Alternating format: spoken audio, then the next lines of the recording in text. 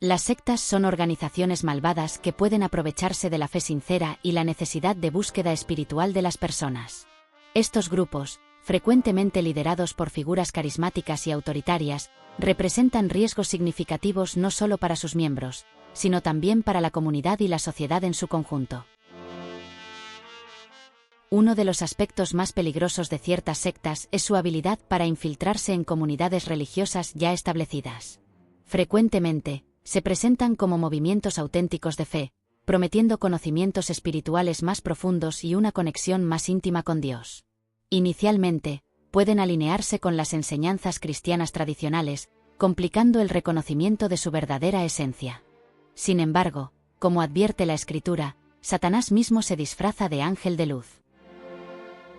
Al ser conscientes de estos peligros, es imperativo que los cristianos se mantengan vigilantes, discernientes y firmemente anclados en la verdad bíblica.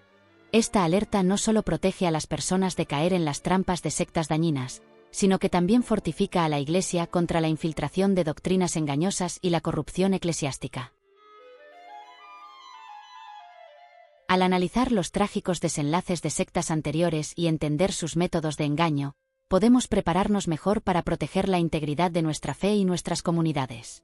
En este vídeo, exploraremos algunos eventos trágicos que, lamentablemente, ocurrieron en contextos cristianos y también examinaremos lo que la Biblia dice al respecto.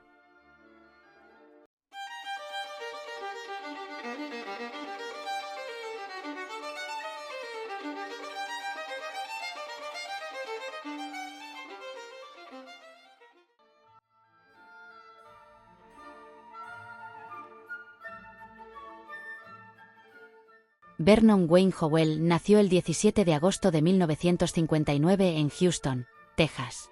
Tuvo una infancia problemática, marcada por la ausencia de su padre y una relación tumultuosa con su madre. Su madre tenía solo 14 años cuando lo dio a luz y fue criado principalmente por sus abuelos. Vernon tuvo dificultades académicas y finalmente abandonó la escuela secundaria y luego desarrolló un interés por la Biblia. A finales de la década de 1970, Vernon se unió a la Iglesia Adventista del Séptimo Día, pero fue expulsado por sus interpretaciones radicales de la Biblia. Luego se unió a un grupo disidente conocido como Branch Davidians, con sede cerca de Waco, Texas.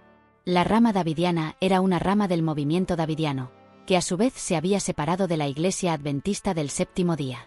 Las enseñanzas del grupo se centraron en profecías apocalípticas y la creencia en una inminente segunda venida de Cristo. A principios de la década de 1980, Vernon comenzó a afirmar que tenía el don de profecía. Se involucró con Lois Roden, la líder de la rama davidiana, y finalmente chocó con su hijo, George Roden, por el control del grupo. Después de una serie de enfrentamientos, Cores y sus seguidores tomaron el control del complejo del Monte Carmelo, la sede del grupo, en 1987. Vernon luego cambió legalmente su nombre de Vernon Howell a David Cores, adoptando los nombres del rey bíblico David y del rey persa Ciro. Como líder de la rama davidiana, las enseñanzas de Cores se volvieron cada vez más extremas. Se proclamó a sí mismo el Cordero de Dios y el último profeta, afirmando que solo él podía interpretar los secretos de la Biblia. Predicó sobre el apocalipsis venidero y la necesidad de que sus seguidores se prepararan para el fin de los tiempos. Cores también reclamó un derecho especial a casarse con varias mujeres dentro de la comunidad, incluidas niñas menores de edad, como parte de su misión divina. Las actividades del grupo, incluido el almacenamiento de armas y las acusaciones de abuso infantil, atrajeron la atención de las autoridades. El 28 de febrero de 1993, la ATF intentó asaltar el complejo del Monte Carmelo. Se produjo un tiroteo que resultó en la muerte de 4 agentes de la ATF y 6 de la rama davidiana. Esto marcó el comienzo de un enfrentamiento de 51 días entre la rama davidiana y las autoridades federales. El FBI se hizo cargo de las negociaciones, pero enfrentó dificultades debido al comportamiento errático y las creencias apocalípticas de Cores. El 19 de abril de 1993, tras negociaciones fallidas y tensiones crecientes, el FBI lanzó un asalto final, utilizando gases lacrimógenos para intentar obligar a los ocupantes a rendirse. Durante el asalto se produjo un incendio que envolvió el recinto. Al final, 76 miembros de la rama davidiana, incluido David Cores, murieron en el incendio.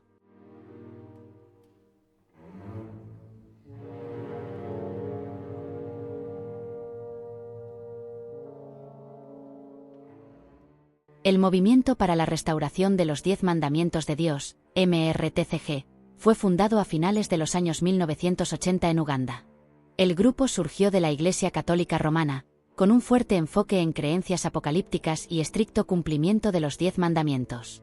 Los fundadores claves incluyeron a Credonia Muerinde, una exprostituta que afirmaba tener visiones de la Virgen María, y Joseph Kiwetere, un sacerdote católico romano que anteriormente habría sido expulsado de la Iglesia. El MRTCG predicó un retorno a la estricta obediencia a los 10 mandamientos, enfatizando mensajes supuestamente de la Virgen María sobre el fin del mundo. El grupo creía que el apocalipsis ocurriría en el cambio de milenio y promovía una vida de piedad, abstinencia y devoción. Se pidió a los miembros que vendieran sus posesiones y donaran las ganancias al grupo, reflejando su creencia en el inminente fin de los tiempos. También practicaron un ayuno rígido y prohibieron la conversación con otras personas, para evitar pecar mediante el habla. El movimiento creció rápidamente en la década de 1990 y atrajo a miles de seguidores, particularmente en las zonas rurales de Uganda. El grupo estableció un complejo en el distrito de Kanungu, donde los miembros vivían en comunidad y se preparaban para el fin del mundo. También construyeron varias otras instalaciones, incluidas escuelas y clínicas, financiadas con donaciones de sus seguidores. El MRTCG inicialmente predijo que el mundo terminaría el 31 de diciembre de 1999. Cuando esta profecía fracasó, los líderes revisaron la fecha al 17 de marzo de 2000. A medida que se acercaba la segunda fecha y el apocalipsis prometido parecía improbable, aumentaron las tensiones dentro del grupo. Muchos seguidores habían vendido todo lo que poseían y estaban cada vez más desilusionados e inquietos. Hubo informes de disensión entre los dirigentes, particularmente en relación con la asignación de fondos y el estilo de vida de los líderes. El 17 de marzo de 2000, un incendio envolvió la iglesia principal del movimiento en Kanungu, matando a unas 530 personas que se encontraban dentro para un servicio especial. Las sospechas iniciales apuntaban a un suicidio en masa, pero las investigaciones posteriores sugirieron que se trataba de un asesinato en masa orquestado por los líderes del grupo para evitar que los seguidores se marcharan y expusieran sus actividades fraudulentas.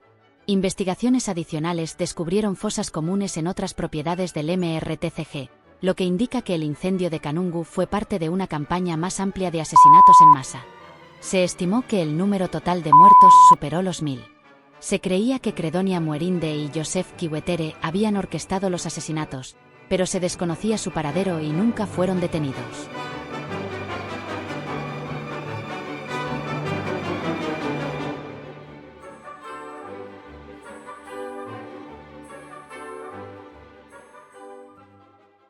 Jim Jones nació el 13 de mayo de 1931 en Creta, Indiana.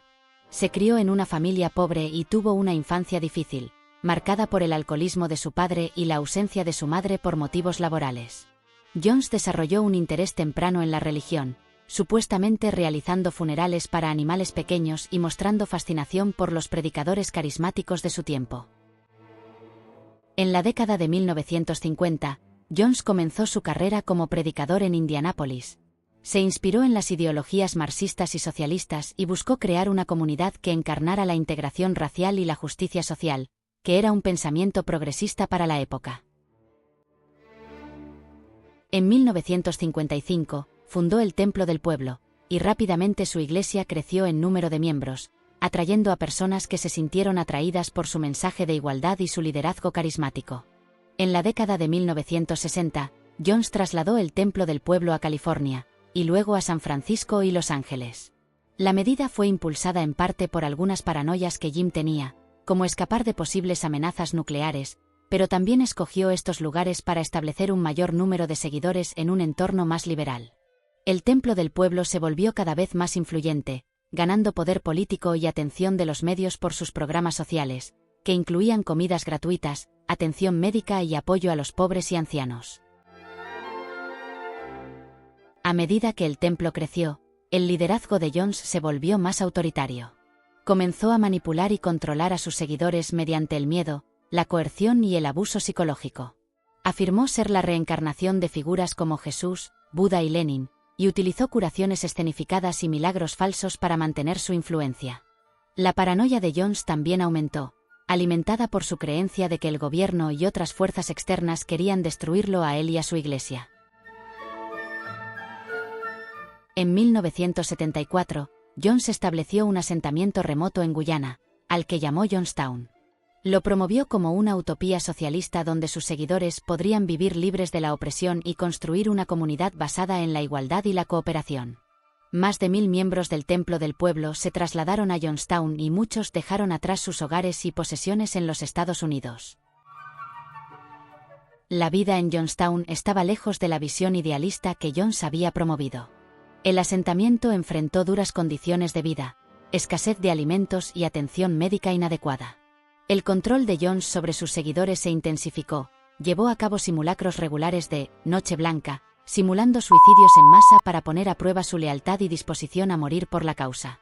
La comunicación con el mundo exterior estaba muy restringida y los desertores fueron amenazados con violencia. En noviembre de 1978, el congresista estadounidense Leo Ryan visitó Jonestown para investigar informes de abusos y personas detenidas contra su voluntad. Durante su visita, varios miembros del templo expresaron su deseo de partir con él. El 18 de noviembre, mientras Ryan y su delegación, junto con los desertores, se preparaban para partir de una pista de aterrizaje cercana, fueron emboscados por miembros armados del Templo del Pueblo. Ryan y otras 4 personas fueron asesinadas.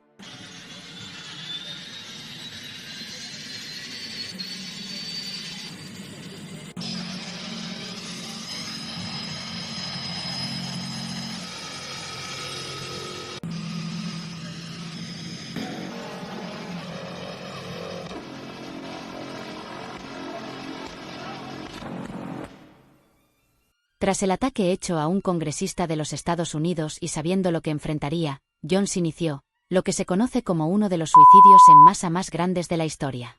Ordenó a sus seguidores que bebieran una bebida con cianuro, mientras guardias armados garantizaban el cumplimiento de la orden.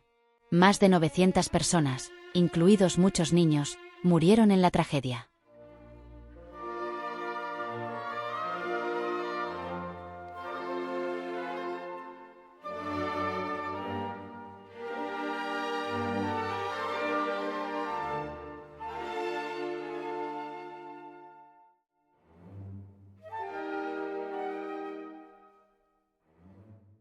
Las trágicas historias que hemos visto durante este vídeo, nos debe servir para que empecemos a darle importancia a algo que lastimosamente se está perdiendo en muchas iglesias y es, el discernimiento, sobre todo, el discernimiento a los líderes religiosos y sus doctrinas. La Biblia advierte sobre los falsos profetas y maestros que pueden desviar del camino a la gente.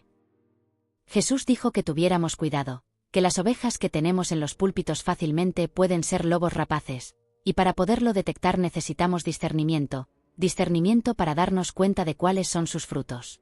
Pedro también nos advirtió que en estos tiempos también abundarían los falsos profetas, que engañosamente penetrarían en las iglesias con herejías peligrosas, y que muchos de estos seres malvados se aprovecharían de la gente.